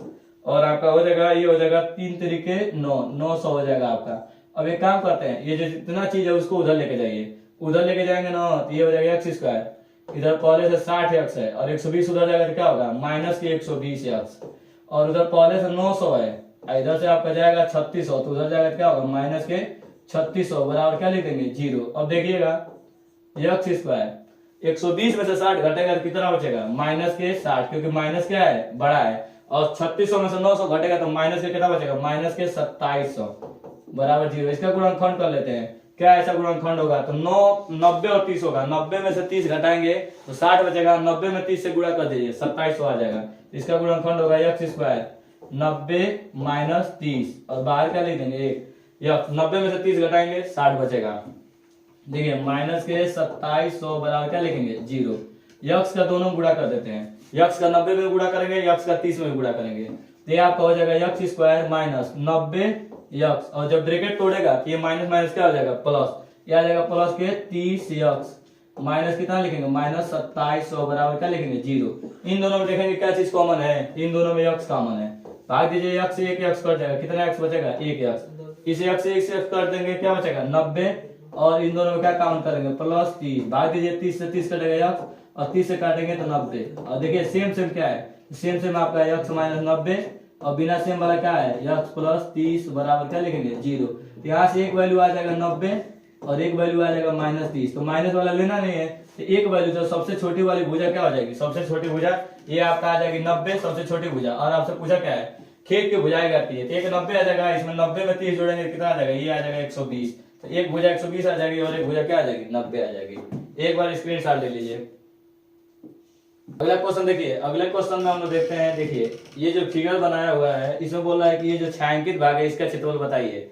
तो हम लोग देखिए ये जो छायांकित भाग है इसमें देखिए ये आपका अर्धवृत्त बना हुआ है, ये अर्धवृत्त है और यहाँ से आ देखिए एक त्रिज्यखंड है, तो हम लोग एक काम करें कि इस अर्धवृत्त में से ये अर्धवृत्त में से ये पूरा त्रिज्यखंड ले लें और त्रिज्यखंड में से संपूर्ण त्रिभुज घटा दे तो हमको पता चल जाएगा कि ये छायांकित भाग का क्षेत्रफल कितना है। देखिए हम कैसे इसको हल करते हैं, तो सबसे पहले एक काम कीजिए आप लोग, अर्धवृत्त का क्षेत्रफल तो पूरा वृत्त का होता है पाई आर स्क्वायर, तो आधा वृत्त का क्षेत्रफल लिखेंगे पाई और इसकी त्रिज्या क्या है, इसकी त्रिज्या स्मॉल आर से दिखा दीजिए पाई आर स्क्वायर बटा के 2, यहाँ पे किसकी होगी अर्धवृत्त का, अर्धवृत्त का होगा माइनस के, यहाँ देखिए हम लोग लिखेंगे त्रिज्यखंड, त्रिज्यखंड का होता है थीटा अपान 360 और क्या होता है पाई आर स्क्वायर, इसकी त्रिज्या ना कैपिटल आर से लीजिए इसकी त्रिज्या को और त्रिज्यखंड वाले की, और इसमें से क्या कर दीजिए ये आपका जो है संपूर्ण त्रिभुज 1/2 आधार गुणे ऊंचाई, 1/2 आधार गुणे क्या लिख देंगे ऊंचाई।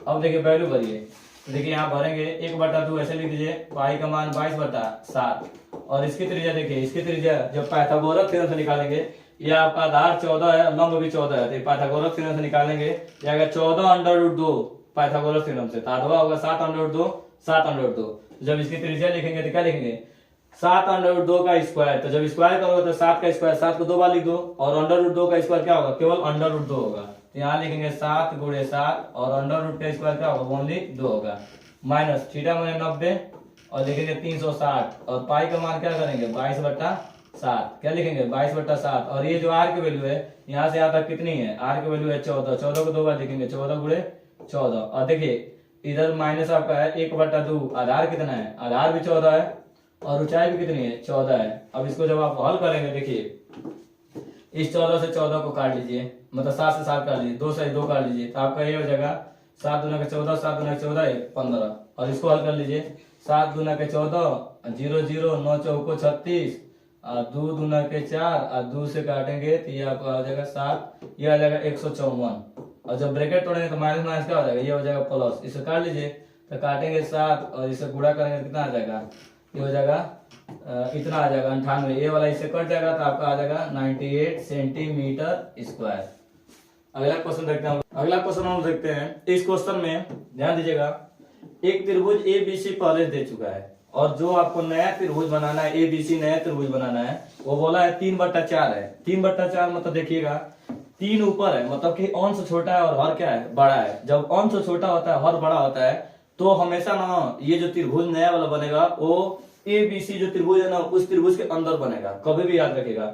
जब ये जो फ्रैक्शन दिया है बट्टे में जो दिया है 1 से छोटा आता है, जैसे अंश छोटा है और बड़ा है तो हमेशा इसकी वैल्यू 1 से छोटी आएगी, और 1 से जब छोटी आएगी तो नया वाला जो त्रिभुज बनेगा वो क्या होगा जो पुराना वाला त्रिभुज होगा उसके हमेशा अंदर बनेगा। तो चलिए हम लोग रचना करते हैं। तो देखिए सबसे पहले एबीसी त्रिभुज बनाते हैं। तो देखिए सबसे पहले हम लोग ना बीसी जो दिया है, बीसी कितना दिया है 6 सेंटीमीटर। तो सबसे पहले हम लोग क्या करेंगे, बीसी बनाएंगे।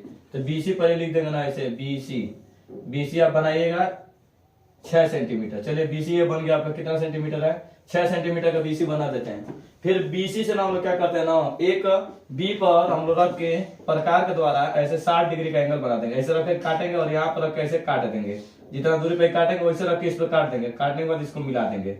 ऐसे जब मिलेगा ना तो कितना डिग्री कोण बनेगा, 60 डिग्री का कोण बन जाएगा।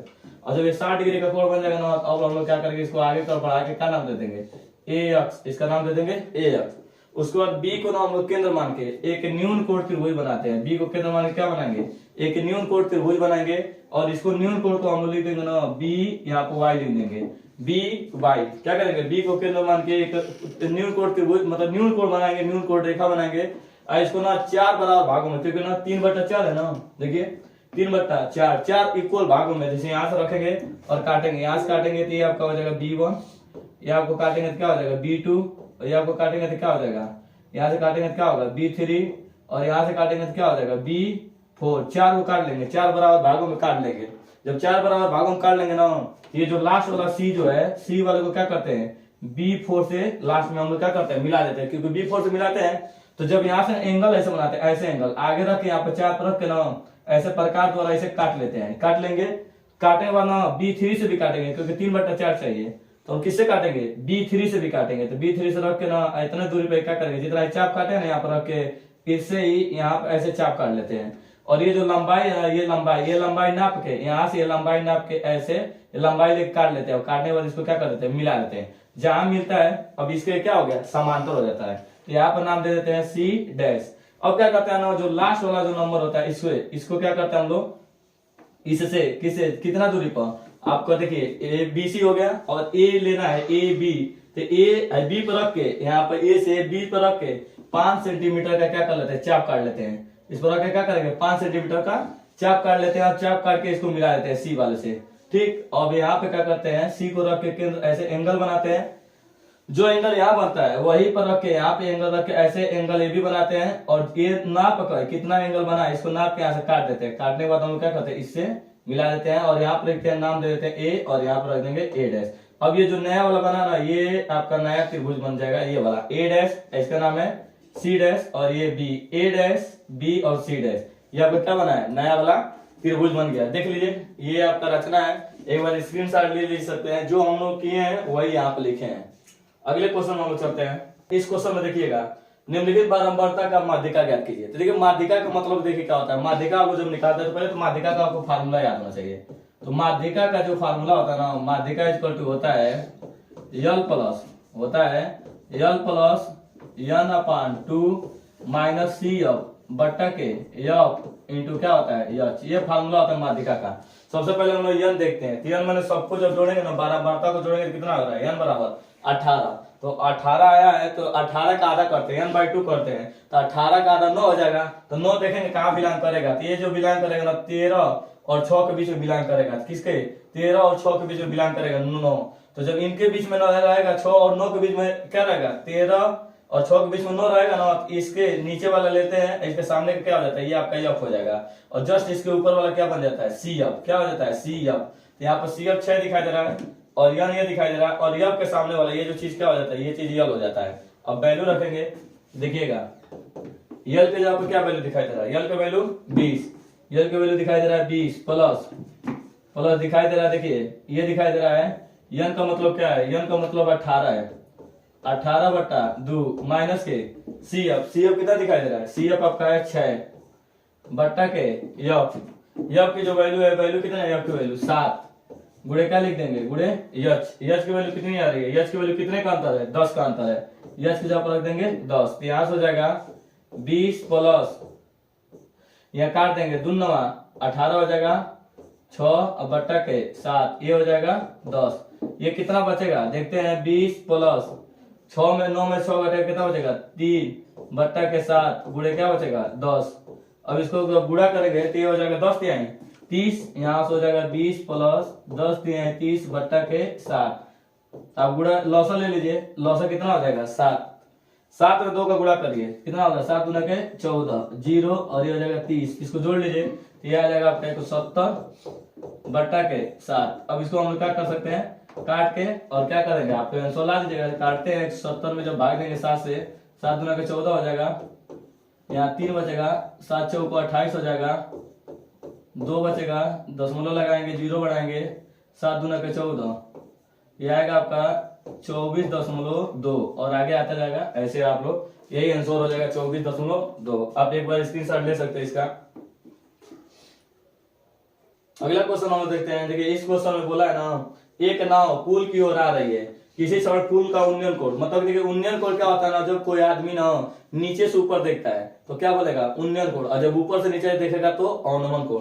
तो क्या हो रहा है ना कि देखिए एक पुल पर, एक जो पुल है, ये मान लीजिए पुल है, यहाँ पे एक नाव आ रही है, ये नाव है, ठीक है, यहाँ से नाव चल रही है नदी में। तो बोला है ना एक पुल पर क्या कर रहा है, एक नाव पुल की ओर आ रही है, किसी समय पुल का उन्नयन कोण, माने पुल का यहाँ से देखा गया, पुल को नाव में से पुल को देखा जाए तो क डिग्री कोण, 30 डिग्री कोण। फिर बोला ना नाव के उसी 4 मिनट के बाद चलने के बाद नाव जब आगे की तरफ बढ़ रही तो कुछ समय बाद 4 मिनट, मान लीजिए यहाँ पे ए पर थी, फिर बी पर आ गई है, को मिनट में, बी पर आ गई है 4 मिनट में, 4 मिनट में किस पर आ गई है, बी पर आ गई है। 4 मिनट बाद जब उसको देखा गया है तो क डिग्री कोण बनाने लगी है। उसके बाद देखा गया है तो ये 60 डिग्री का कोण बनाने लगी है, 60 डिग्री क्या बना रही है, कोण बना रही है। तो नाव को पुल तक पहुंचने में कितना टाइम लगेगा, मतलब हमको ये पूछा है ये कितना टाइम लगेगा, ये वाला ए बी सी और इसको क्या ले लेते हैं डी। तो नाव की ऊंचाई तो दिया नहीं है, कोई बात नहीं, हम इसको यच ले लेते हैं, इसको यक्ष ले लेते हैं। तो हम लोग क्या करते हैं, पहले हम दोनों त्रिभुज ले सकते हैं, पहले बड़ा वाला ले ले, पहले छोटा ले लेते हैं। देखिए छोटा का नाम है बी सी डी, छोटा वाला। तो लिखेंगे त्रिभुज बी सी डी में जब बी सी डी लेंगे तो tan थीटा लेते हैं, ध्यान दीजिएगा। क्या लिखेंगे, tan 60 डिग्री, tan थीटा बराबर होता है लंब बटा आधार, tan थीटा बराबर लंब बटा आधार। तो लंब क्या हो जाएगा, लंब आपका हो जाएगा यक्ष, और आधार यहाँ से यहाँ तक क्या हो जाएगा, आधार आपका हो जाएगा यक्ष। देखिए tan 60 की जो वैल्यू होती है वो होती है √3 यक्ष अपान यक्ष। तिर्यक का गुणा कर दीजिए, इसमें तिर्यक का गुणा होगा, √3 यक्ष बराबर क्या लिखेंगे यक्ष। तो यक्ष की वैल्यू आ गई। और बड़ा वाला त्रिभुज लेंगे, बड़ा वाला ए सी डी, जो बड़ा वाला त्रिभुज ए सी डी में, बड़ा वाला त्रिभुज क्या लिखेंगे, ए सी डी में क्या लेंगे, tan 30 डिग्री,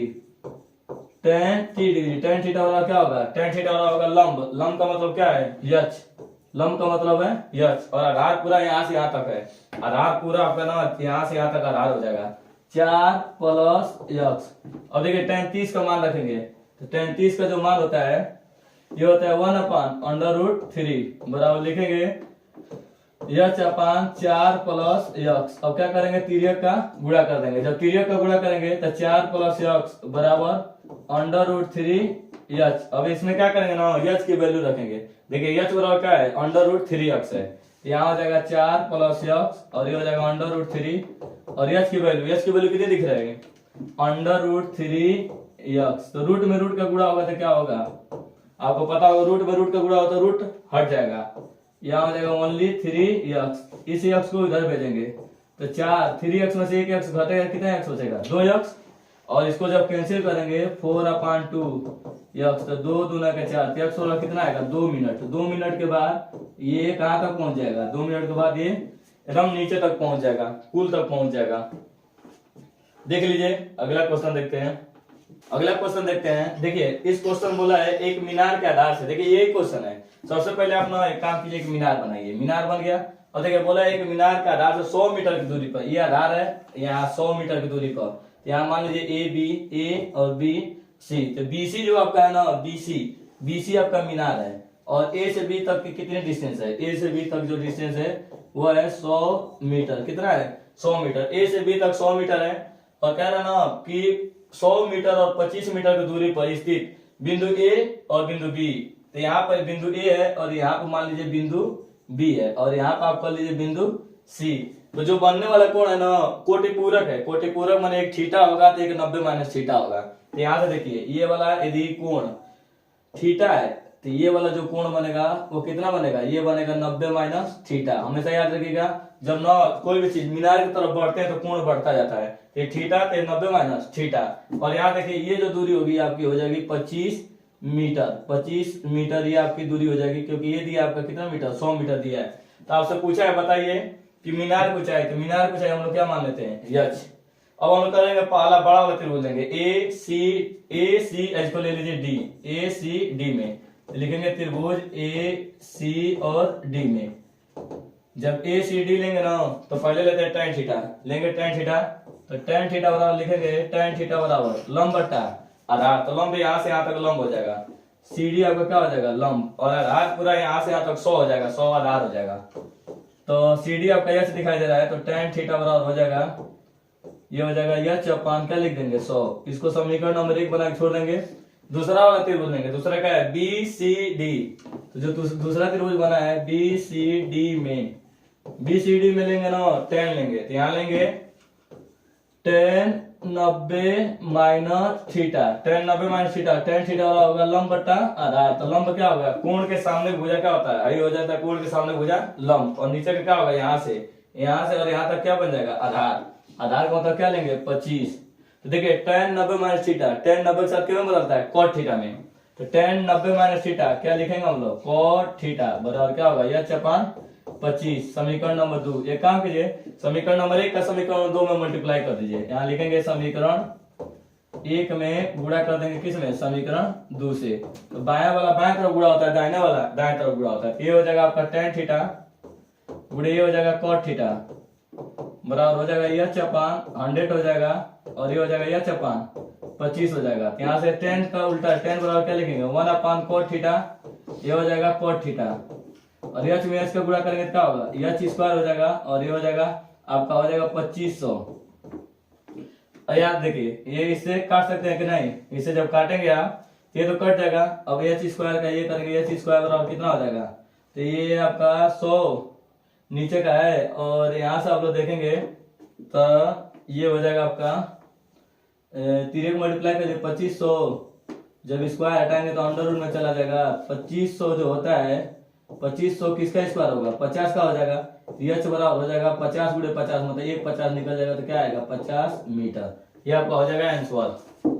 अगला क्वेश्चन देखते हैं हम लोग। देखिए इस क्वेश्चन में बोला है ना ऋतु धारा के अनुकूल, मतलब कि देखिए एक ऋतु लड़की है, वो ना नाव में ना नाव चला रही है, नाव बैठी हुई है, जो भी ध्यान दीजिएगा ये जो धारा में इस पानी का बहाव, ये पानी का बहाव है, और ऋतु ना नाव लेके इधर ही जा रही है। जब ना नाव ऋतु लेके जाएगी साथ में तो दोनों का चाल जुड़ जाता है, मतलब कि देखिए जब बहाव की तरफ जाएगी तो दोनों का चाल, नाव की चाल और पानी की चाल, जब पानी उसी दिशा में बहेगी जिस दिशा में ऋतु जाएगी तो दोनों का चाल जोड़ देंगे। ऋतु की चाल मतलब ऋतु जो नाव में बैठी है तो ऋतु की नाव की चाल और पानी की चाल दोनों को जोड़ देंगे, और जब ऋतु उधर से आएगी, जब पानी का बहाव इधर रहेगा ऋतु उधर से आएगी तो दोनों की चाल को क्या कर देंगे घटा देंगे। और किसमें से घटाएंगे, क्योंकि पानी का बहाव कम होगा और उधर से नाव लेके जो आएगी उसका ज्यादा होगा, क्योंकि नाव लेके आएगी, यदि नाव का जो स्पीड कम होता है तो पानी का स्पीड ज्यादा होगा तो उसको साथ में लेके चला जाएगा, लेकिन ऋतु जिस नाव में बैठी है उसका चाल ज्यादा है, तो ज्यादा चाल से आती है तो नाव को क्या करती है पार करके निकल जाती है। तो इसमें बोला है ना स्थिर जल में तैरने वाले की चाल और पानी की चाल, तो कौन तैर रहा है ऋतु तैर रही है,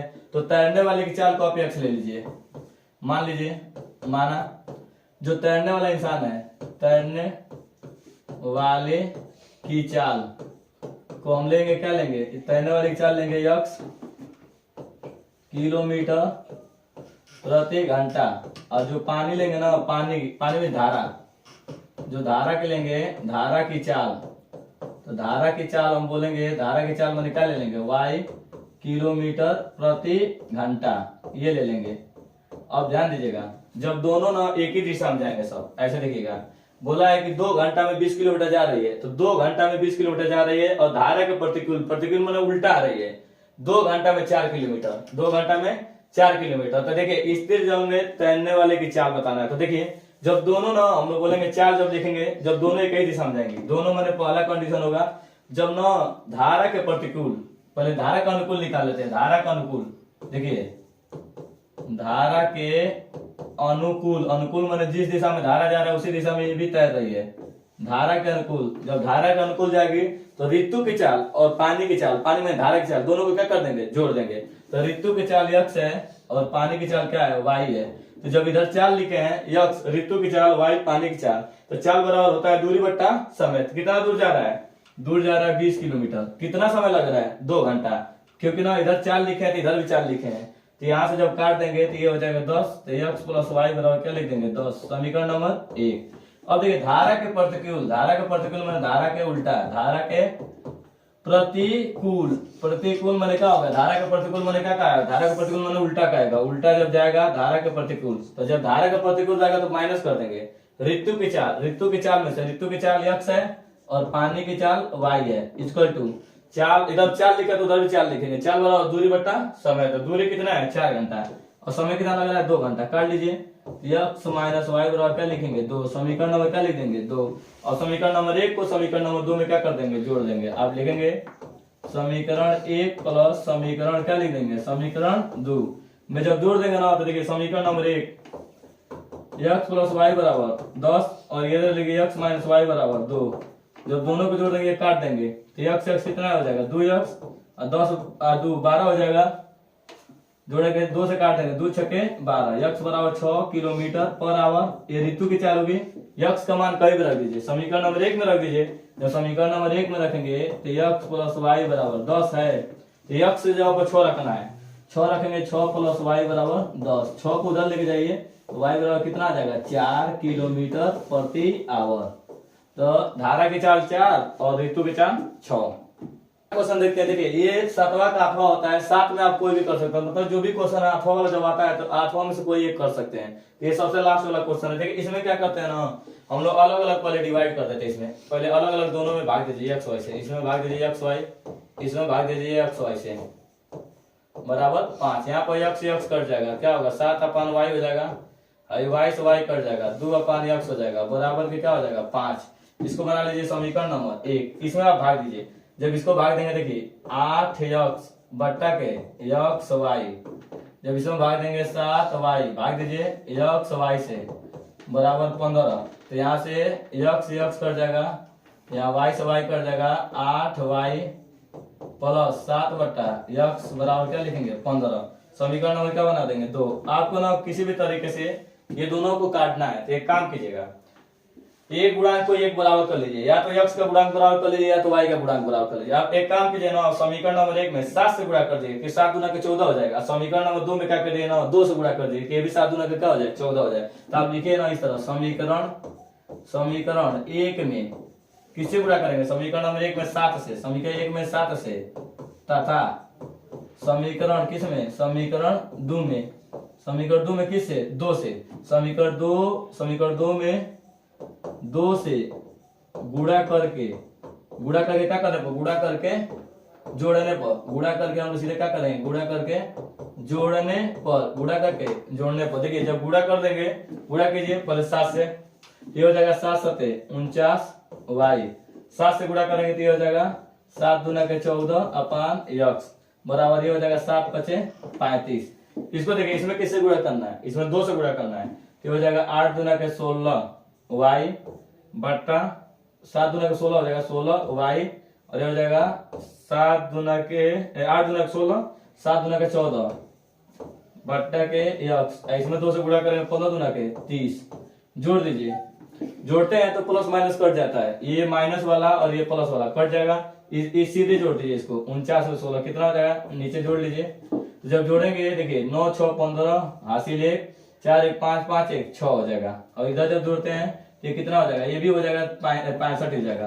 अब क्रॉस मल्टीप्लिकेशन कर दीजिए, 65 नीचे आ जाएगा तो 65 बट्टा 65 बराबर कितना हो जाएगा y, तो 65 से 65 कट जाएगा तो y बराबर 1, y का मान हम लोग कहीं भी रख दीजिए, समीकरण नंबर 1 में रख लीजिए, समीकरण नंबर 1 में रखेंगे तो देखिए क्या हो जाएगा 7 बट्टा y, और क्या है माइनस के आपका है 2 बट्टा x बराबर है 5। जब इसमें आप लोग रखेंगे तो देखिए क्या होगा, y की वैल्यू कितनी है, y की वैल्यू 1 है, तो 7 बट्टा 1 माइनस 2 बट्टा x बराबर 5। अब देखिएगा 1 में भाग देंगे तो कोई परिवर्तन तो होगा नहीं, तो 7 होगा 5 को इधर लेकर आ जाइए, तो -5 बराबर उधर लेके जाइए, इसको उधर जाएगा तो निगेटिव वाला क्या हो जाएगा प्लस, 7 में से 5 घटेगा 2 बचेगा, 2 बट्टा x, तीरिया को मल्टीप्लाई कर दीजिए तो x बराबर हो जाएगा 2 बट्टा 2 से 2 कट जाएगा तो x बराबर 1। इस प्रकार x की वैल्यू 1 y की वैल्यू 1, दोनों की वैल्यू 1 ही आई। ये हमारा तीसरा मॉडल पेपर था। आप लोग 3 मॉडल पेपर हो गया, तैयार कर लीजिए, ऐसे ही कम से कम और 4 मॉडल पेपर देंगे, 7 मॉडल पेपर यदि आप हाई स्कूल का तैयार कर लेते हैं तो अच्छा, मतलब कि बस ना ये ध्यान दीजिए आप लोग कि पैटर्न को ध्यान दीजिए, क्वेश्चन को मत जाइए। हर एक क्वेश्चन का पैटर्न देखिए, इसी टाइप का 7 मॉडल पे बताया कर लेते हैं। तो पैटर्न यही रहेगा, बस क्वेश्चन बदल सकता है, पैटर्न यही रहेगा, नंबर चेंज होंगे। तो आप किसी भी तरीके से 7 मॉडल पेपर का पैटर्न तैयार कीजिए।